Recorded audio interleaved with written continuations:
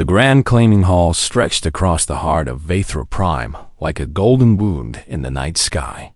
And Lyris Vithani wished she could disappear into the shadows that gathered at its edges. She was Sylvari, her silver skin glowing faintly with the bioluminescence of her people, her violet eyes scanning the crowd of nobles and warlords who had gathered for the annual mating ceremony.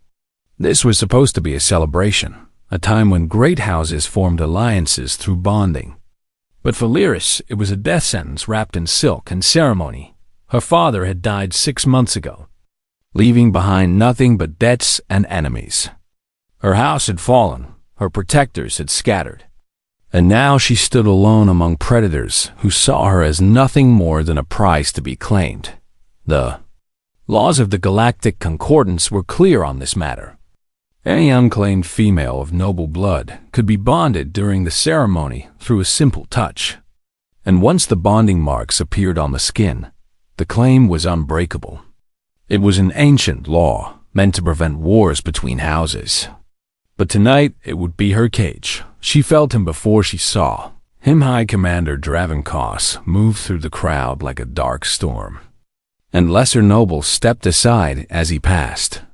He was Varkathi, standing 8 feet tall with obsidian scales that gleamed under the ceremonial lights. 4 muscular arms folded across his chest, and 4 eyes that burned with cruel hunger. Lyris had heard the stories about what happened to his previous mates. 3 females from conquered worlds, all broken within a year, all dead within 2. The Varkathi practiced something called dominion bonding, a brutal tradition that gave the male complete control over his mate's body and mind, and Draven had already announced to the entire hall that he intended to claim the last daughter of House Vithani, Little Silver Flower, he called out, his voice carrying across the crowd as he approached. You cannot hide from me forever. Come, accept your fate with dignity. Lyris backed away, her heart pounding against her ribs. She looked around desperately for help, but the other nobles avoided her gaze. No one would risk the wrath of a Varkathi warlord for a fallen house's daughter. She bumped into someone. Her hand shot out instinctively to steady herself, and her fingers wrapped around a warm wrist. She felt something pulse beneath the skin, something strange and electric, and then her own arm began to burn. Golden light erupted from where their skin touched, spiraling up her arm in intricate patterns.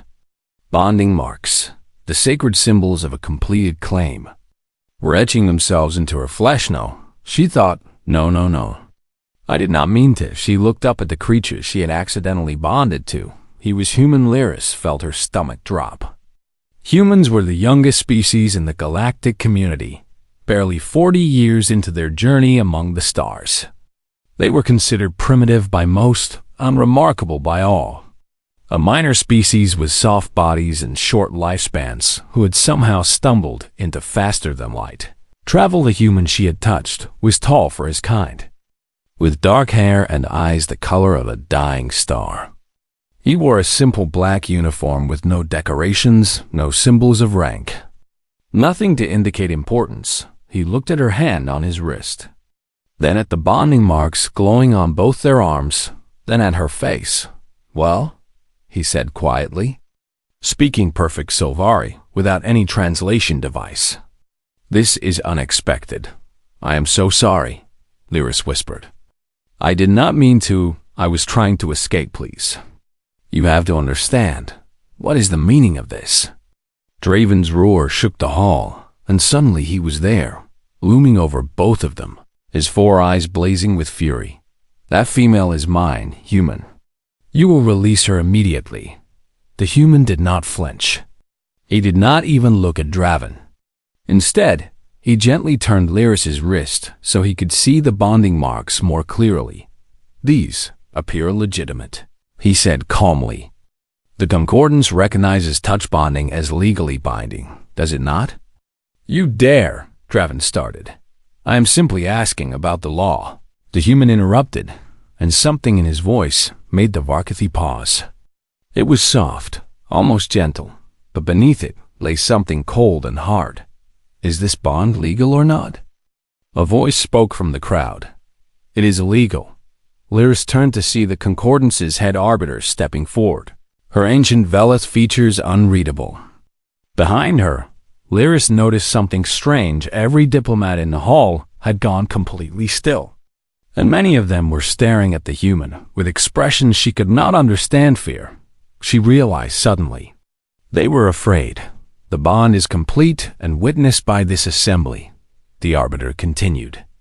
"The female Lyris Vithani is now claimed by." She hesitated, and when she spoke the name, her voice carried a weight Lyris did not understand.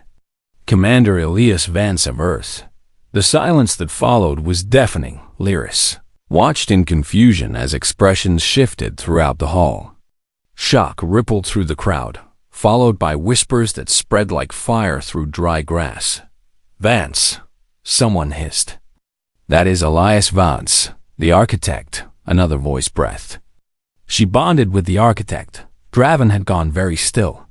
His 4 eyes were fixed on the human, on Elias, with an expression that mixed rage with something else. Something that looked almost like uncertainty. "This is not over," the Varkathi growled. "I invoke the trial of worth. By ancient law, I challenge this bond. Combat to the death for the right to claim." Elias finally looked at him, and Lyris felt a chill run down her spine at the emptiness in those human eyes. "Accepted," Elias said simply. "No!" Lyris grabbed his arm. "You cannot. He will kill you. Varkathi are the greatest warriors in the galaxy. The trial will take place at dawn," the arbiter announced. "Until then, the bonded pair will be escorted to private chambers." Guards appeared around them, but they did not grab or push. They simply gestured respectfully toward a side corridor, and Lyris noticed that they kept their eyes on Elias the entire time as they walked away from the hall. Lyris's mind raced with questions. Who was this human? Why did his name cause such a reaction? And what had she done by touching him? She had wanted to escape one monster. She was beginning to suspect she had stumbled into something far more dangerous. Elias walked beside her in silence, his expression calm and unreadable, and when they reached the private chambers, he turned to her with those strange dying star eyes. "You should rest," he said. "Tomorrow will be interesting." "You will die," Lyris whispered. "I have killed you." "I am sorry. I only wanted to escape." Elias tilted his head slightly, studying her the way one might study a puzzle. "Why were you so afraid of him?" He asked it was such a simple question, but something in the way he asked it made Lyris's throat tighten. She told him everything, about Draven's broken mates, about the Dominion bonding, about the fate that awaited her if the Varkathi won. Elias listened without interrupting, his face showing nothing. When she finished, the room felt different somehow. Heavier, colder, like the air before a storm. "I see," Elias said softly, and for the first time, Lyris understood that she had not simply claimed a random human to escape her fate. She had unleashed something, and the galaxy itself was holding its breath to see what would happen next. Lyris could not sleep. She lay on the soft bed in their private chambers, staring at the ceiling while her mind spun with questions. In the next room, Elias sat by the window, his silhouette dark against the glow of the city outside. Who was he? And why had the entire hall reacted to his name like he was a weapon made flesh? She rose quietly and moved to the door, pressing her ear against it.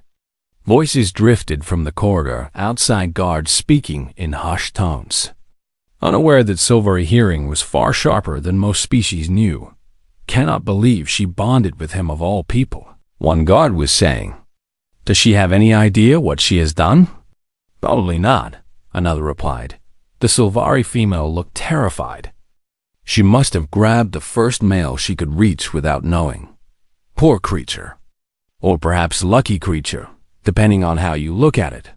Draven Koss is a monster, but Vance, the guard paused, and when he spoke again, his voice was lower. "Vance is something else entirely. Do you think he will actually fight?" "He accepted the challenge, did he not?" "Yes, But humans are so fragile. Draven will tear him apart. The other guard laughed, but it was a nervous sound. You have not read the classified files, have you? I served on Titan Station during the Kreth invasion. I saw what humans can do when they decide something needs to die. Lyris pulled away from the door. Her heart's beating faster. She needed to know more. The chambers had a data terminal in the corner, and Lyris accessed the Galactic archives with trembling fingers. She typed in the name Elias Vance and waited. What came back made her blood run cold. Elias Vance was not just a human commander. He was the human, the one that other species whispered about when they thought no one was listening. The files called him the architect of the Vanguard Accords, the man who had single-handedly ended 3 wars and prevented countless others. She read about the Centauri genocide, where a human fleet of only 12 ships had faced down an armada of 200 and somehow won. Elias had commanded that fleet, and when his ship was boarded by enemy soldiers, he had fought his way through 60 of them with nothing but a combat knife and what the reports called an apparent inability to accept defeat. She read about the hive mind of Zareth, a collective consciousness that had enslaved 40 systems. Diplomats from every major power had tried and failed to negotiate with it, and many had died in the attempt. Elias had walked into the hive alone, unarmed, and walked out 3 days later carrying a peace treaty written in his own blood, literally his own blood, because the Zareth only respected sacrifices that cost something real. She read about the slave markets of the Outer Reach, which had operated for 10,000 years under the protection of the Merchant Kings. Elias had spent 2 years working undercover, gathering evidence, building alliances, and then, in a single night, he had brought the entire network crashing down. The Merchant Kings were now dead or imprisoned, and 3 billion slaves had been freed. But what disturbed her most were the medical reports humans, she learned, had no natural weapons. They had no claws, no venom, no psychic abilities, no armored skin. By all logic, they should have been prey animals, hunted to extinction on their homeworld before they ever reached the stars. Instead, humans had conquered their planet and then reached for the universe. The reason was something the translators struggled to express. Humans possessed a biological response called adrenaline that allowed them to push past pain and exhaustion. They could survive injuries that would kill any other species twice over.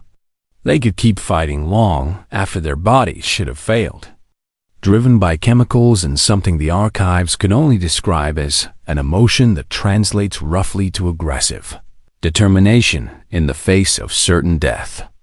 One medical officer had written, "We believe them fragile because they bruise easily and their bones break. We did not understand that they simply heal and keep coming.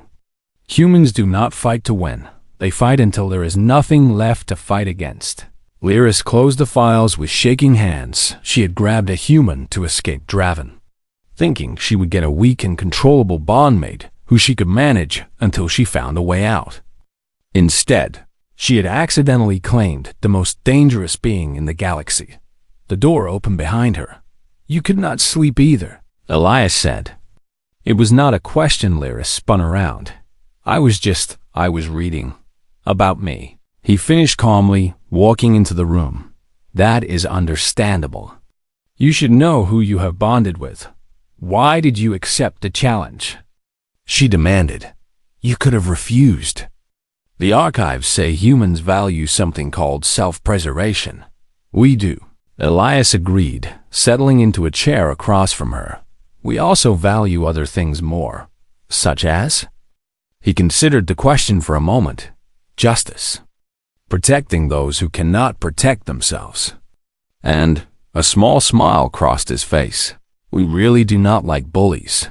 "Draven will kill you," Lyris insisted. "He is Varkathi. His species was bred for combat. They have 4 arms and scales that can stop most weapons, and I know what he is. Then, you know you cannot win." Elias looked at her with those strange eyes. and she saw something flicker in their depths, not fear, but something older and harder. "Let me tell you something about humans," he said softly. "We evolved on a world that tried to kill us every single day. We had no claws, no armor, no venom. We were slower than the predators that hunted us, weaker than the beasts we needed to kill for food." He leaned forward. "So we became something else. We became patient. We became clever. We learned to track our prey across continents, to run for days without stopping, to survive wounds that should have been fatal. Other species look at us and see fragility. They do not understand that what they are seeing is efficiency. Efficiency? We do not waste energy on displays or threats. We do not roar or posture. When a human decides to kill something," his voice dropped, and Lyris felt a chill run through her. "We simply kill it." She stared at him, trying to reconcile this quiet, soft-spoken male with the legend she had read about. "Why are you telling me this?" She whispered. "Because you are afraid," Elias said simply. "And you have been afraid for a very long time. I want you to understand something. Lyris, as long as you are bonded to me, nothing in this galaxy will hurt you. Not Draven, not anyone. You do not even know me." "I know enough," he replied. "I know you were terrified tonight, and instead of giving up, you fought. You reached out and grabbed the first chance you saw. That tells me who you are." Lyris felt tears burning in her eyes, and she hated herself for the weakness. "Get some sleep," Elias said gently. Rising from his chair, "Tomorrow, I am going to remove a monster from the universe. You should be rested enough to watch." He walked back to the window, and Lyris was left staring at his back, wondering how a species so soft and short-lived had produced something like him. She did not sleep that night. But for the first time in months, it was not fear that kept her awake. It was something that felt dangerously close to hope. The day before the trial of Worth passed slowly, and Lyris found herself watching Elias with growing confusion. She had expected a warrior to spend his final hours preparing for combat, sharpening weapons, practicing strikes, studying his opponent. Instead, Elias had ordered breakfast and asked her about her homeworld. "Tell me about Silvar," he said, sitting across from her at the small table while she picked at food she could not taste. "I have never been there. Why do you want to know?" Lyris asked, suspicious. "Because it is your home," Elias replied simply, "and I am curious about the things that matter to you." So she told him, hesitantly at first, and then with more warmth as memories surfaced. She told him about the crystal forests that sang when the wind blew through them, about the bioluminescent oceans that lit up at night like fallen stars, about her mother's garden where she had played as a child. Elias listened to everything, asking questions, remembering details, and never once looking bored. "You miss it," he said when she finished. "I cannot go back," Lyris admitted. "My father's debts sold our estate. Strangers live there now. Debts can be paid." She looked at him sharply. "What do you mean?" "I mean that after tomorrow, we should discuss your options," Elias said calmly. "If you want to go home, there are ways to make that happen." "Why would you help me do that?" "Because you are my bondmate," he said, as if it were the most obvious thing in the galaxy. "Your happiness matters to me." Lyris did not know how to respond to that. In her experience, males took what they wanted and gave nothing in return. The concept of a mate who actually cared about her well-being was so foreign that she could not process it. The day continued in small moments that confused her even more when she mentioned that she had not eaten properly in weeks because she could not afford Silvari food. Elias disappeared for an hour and returned with a full meal synthesized to match her homeworld's cuisine exactly. When she admitted that she had nightmares about Draven, he did not dismiss her fears or tell her to be strong. He simply said that she would never have to fear the Varkathi again in the afternoon. Visitors arrived, diplomats and nobles, who wanted to speak with the human before the trial.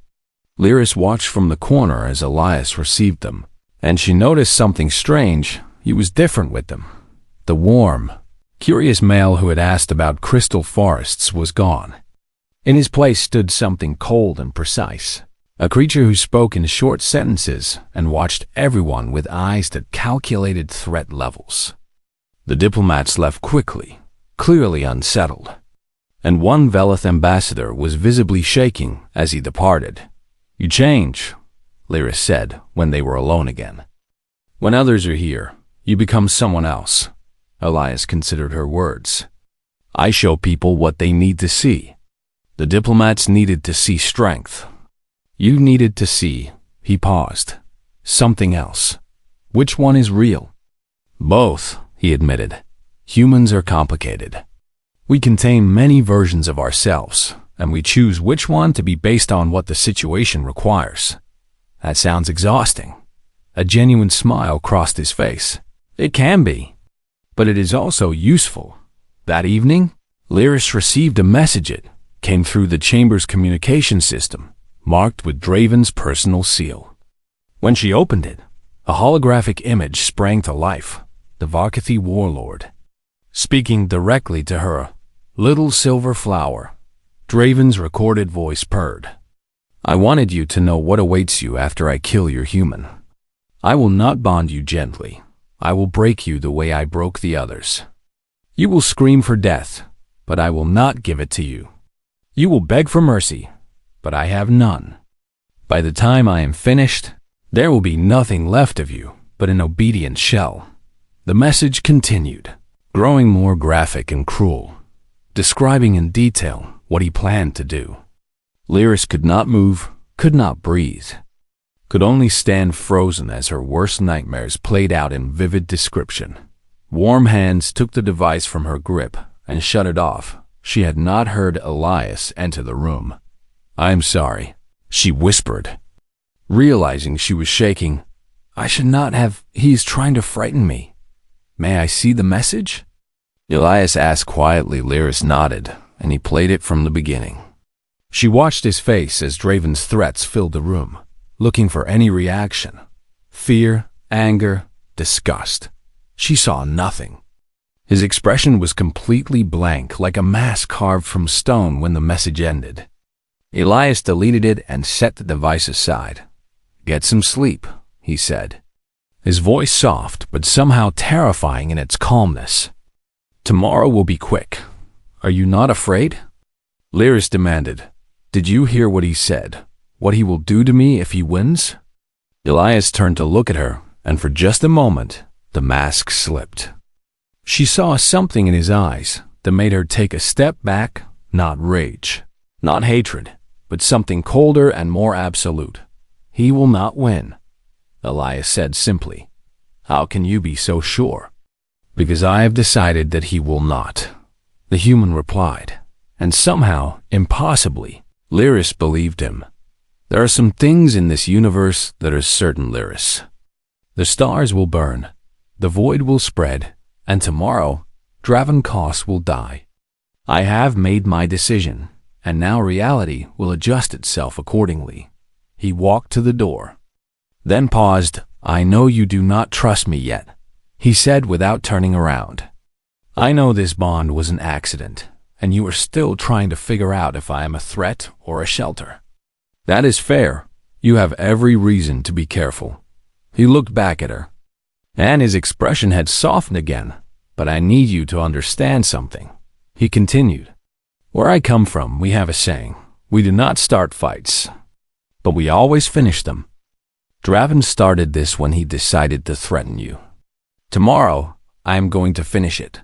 Why?" Lyris asked, the question she had been holding back all day finally escaping. "Why do you care what happens to me?" "We are strangers. This bond means nothing. It means something to me," Elias said quietly. "Humans do not bond lightly.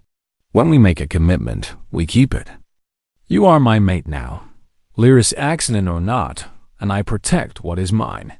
He left her alone with her thoughts, and Lyris sat on the edge of the bed, Trying to understand the creature she had accidentally claimed, he was soft where Draven was hard, kind where the Varkathi was cruel, and yet something told her that when the sun rose tomorrow, the galaxy would learn exactly why humans had survived long enough to reach the stars. She was beginning to suspect that kindness and danger were not opposites in humans. They were the same thing, viewed from different angles. The Crucible of Vaethra was ancient, built 10,000 years before humans had discovered fire. The arena floated above the capital city on massive anti-gravity platforms. Its walls were carved from black stone that absorbed light, and its floor was stained with the blood of countless warriors who had fought and died for glory, for honor, for the right to claim what they desired today. The Crucible was full. Lyris stood on one of the observation platforms, surrounded by nobles and diplomats from every major species in the galaxy. They had come to watch a human die. She could see it in their eyes. The anticipation, the certainty that this trial would end quickly in bloodily betting pools had opened across 100 worlds. 93% of wagers favored Draven Kos, and the remaining 7% were considered either foolish or informed. Depending on who you asked, the Varkathi entered first. Draven strode into the arena like a god of war, his obsidian scales gleaming under the artificial sun. He wore ceremonial armor that covered his chest and shoulders, leaving his forearms free to move. And in his primary hands, he carried a plasma-edged great blade, a weapon that could cut through starship hulls and was considered overkill for personal combat. The crowd roared its approval. Varkathi were popular, respected, feared. They were the galaxy's greatest warriors, and Draven was the greatest among them. Then Elias entered, and the roaring stopped. A human walked into the arena wearing a simple black uniform with no armor. No visible weapons, nothing to indicate that he was prepared for combat. He looked small against the massive space, fragile against the looming form of his opponent. Lyris heard laughter from somewhere behind her, cruel, dismissive laughter that said this fight was already over. She wanted to scream at them, to tell them what she had learned about humans, but her voice would not come. All she could do was watch and pray to gods. She no longer believed in citizens of the Concordance. The Arbiter's voice boomed across the arena. We gather to witness the trial of worth. The challenger, High Commander Draven Kos, has invoked his right to contest the bond between Lyris Vethany and Commander Elias Vance. The trial will end when one combatant yields or dies. Draven grinned, showing rows of razor-sharp teeth. This will not take long, human. I will try to make your death quick, but I make no promises. Elias said nothing. He simply stood in the center of the arena with his hands at his sides, watching the Varkathi with those strange dying star eyes. The Arbiter raised her hand. Begin. Draven attacked. The Varkathi moved with impossible speed for his size, crossing the distance between them in a heartbeat. His great blade sang through the air, trailing plasma fire, aimed at the exact spot where Elias stood. Where Elias had stood, the human moved at the last possible moment, shifting his weight by millimeters, letting the blade pass so close to his face that Lyris could see the heat scorch his skin. He did not counterattack, did not retreat, simply flowed around the strike like water around a stone Draven spun. All four arms moving in a coordinated assault, blades and claws coming from every direction. Any other warrior would have been overwhelmed, torn apart by the sheer fury of the attack. Elias, dodged not blocked, would have been impossible against that strength. He simply was not where the attacks landed. He moved with a precision that seemed inhuman, reading Draven's body language before the Varkathi even knew what he was going to do, exploiting the tiny gaps between strikes. Stand still. Draven roared, frustration creeping into his voice. Fight me, coward. Still Elias said nothing. The pattern continued, Draven attacking with everything he had. Elias flowing around each strike, never engaging, never running, just moving. The crowd grew restless, confused. This was not how battles were supposed to go. Lyris understood suddenly. What she was watching, humans were persistent predators. She had read about it in the archives, how ancient humans had hunted their prey not through speed or strength, but through endurance. They would chase an animal for days, never letting it rest, never letting it recover, until finally the creature collapsed from exhaustion and the humans closed in for the kill. Lyris was doing the same thing now, using Draven's own aggression against him. Every missed strike cost the Varkathi energy. Every failed attack built frustration. Every moment that passed without blood drove Draven deeper into rage and further from rational thought. 10 minutes into the fight, Draven was breathing hard. 20 minutes in, his movements were slower, sloppier. 30 minutes in, the Varkathi was staggering, his attacks wild and unfocused, and Elias had not thrown a single strike. What is happening? Someone whispered behind Lyris. Why will the human not fight? She wanted to laugh. They still did not understand. The human was fighting in his own way, and he was winning. Draven stumbled, his great blade dipping toward the ground, and that was when Elias moved. A human struck his hand, shot forward. Fingers extended, and hit a specific point on Draven's lower right arm. The Varkathi screamed as the limb went limp, a nerve cluster that his species did not even know they had suddenly disabled before Draven could recover. Elias struck again, another precise blow, another limb disabled. Then a third, a fourth. In less than 5 seconds, all 4 of Draven's arms hung useless at his sides. The Varkathi fell to his knees. Gasping, unable to understand what had happened, Elias stood over him. And for the first time, Lyris saw expression on the human's face: cold. Absolute judgment. Yield, Elias said, his voice carrying across the silent arena. And I will let you live. Draven spat blood at his feet. Humans. Weak. Merciful. That is why you will never. The human moved. Lyris did not see where the blade came from, somewhere hidden against his forearm. A thin edge no thicker than a hair, but sharper than anything she had ever seen.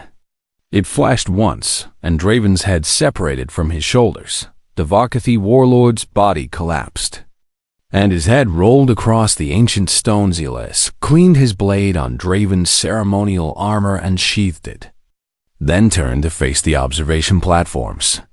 His eyes swept across the assembled powers of the galaxy, and when he spoke, his voice was ice.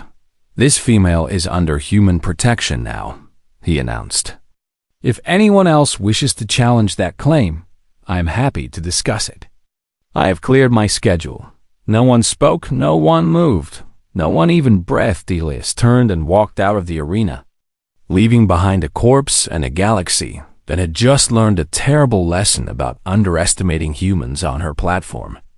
Surrounded by shocked nobles and terrified diplomats, Lyris finally allowed herself to breathe.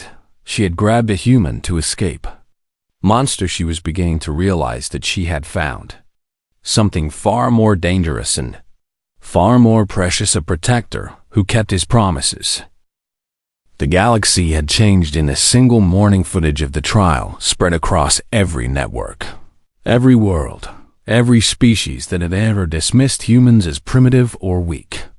Analysts studied it frame by frame, trying to understand how a creature without claws or armor or natural weapons had dismantled one of the greatest Varkathi warriors ever. Born military academies requested copies for their training programs.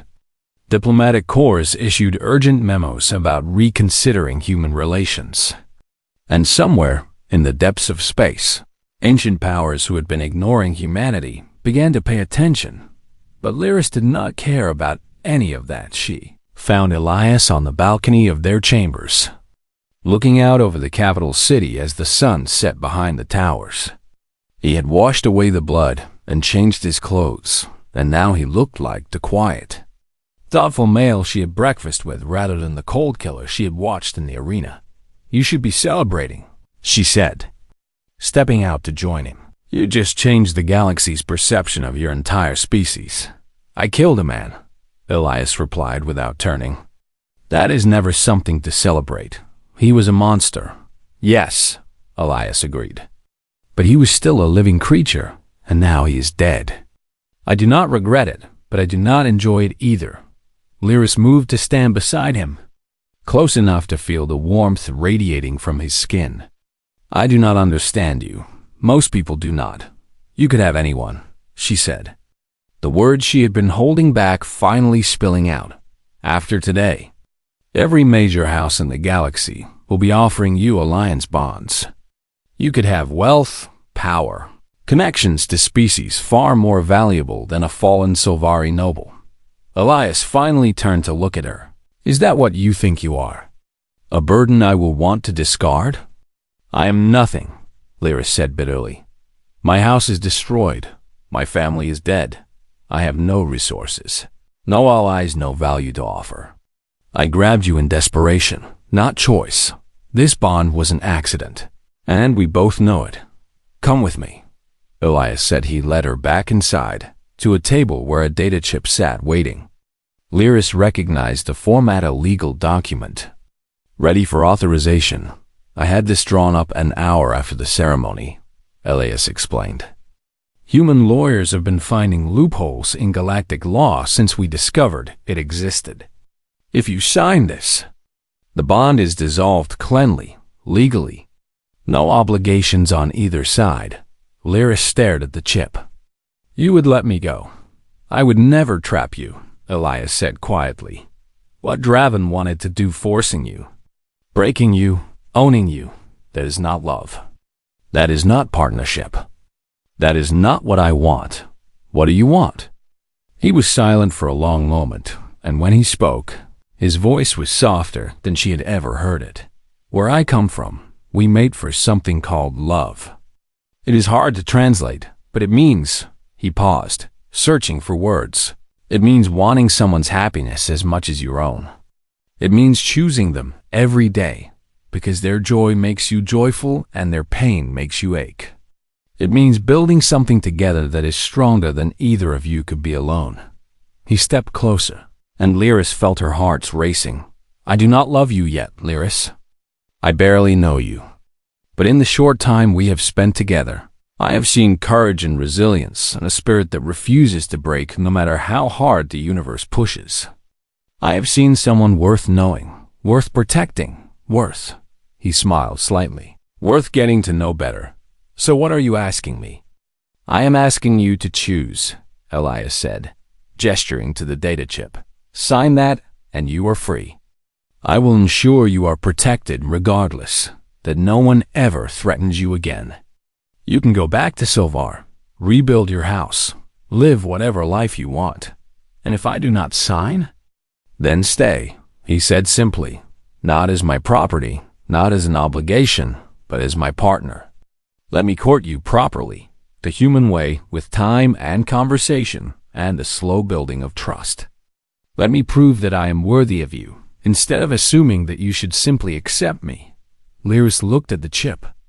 Then back at Elias. She thought about everything she had seen, the quiet kindness and the cold violence, the warmth when they were alone and the ice when he faced threats, the way he had asked about her homeworld and the way he had ended Draven's life without hesitation. He was terrifying and gentle, dangerous and safe, a contradiction wrapped in soft human skin, and he was giving her a choice, the first real choice she had been offered in longer than she could remember.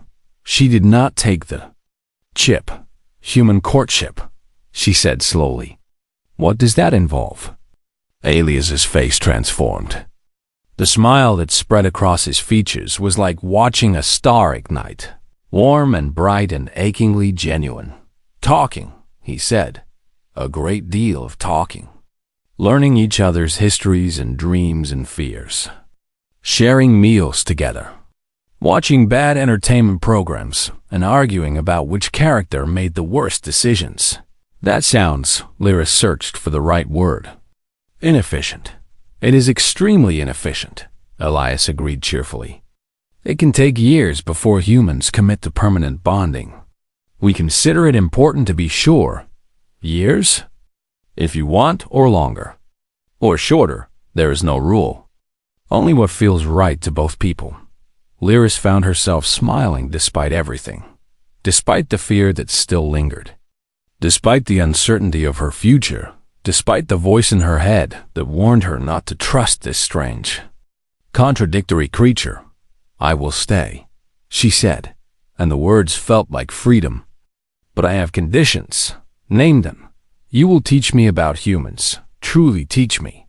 Not the diplomatic summaries, but the real truth of your people. Done. You will help me restore my house on Silvar.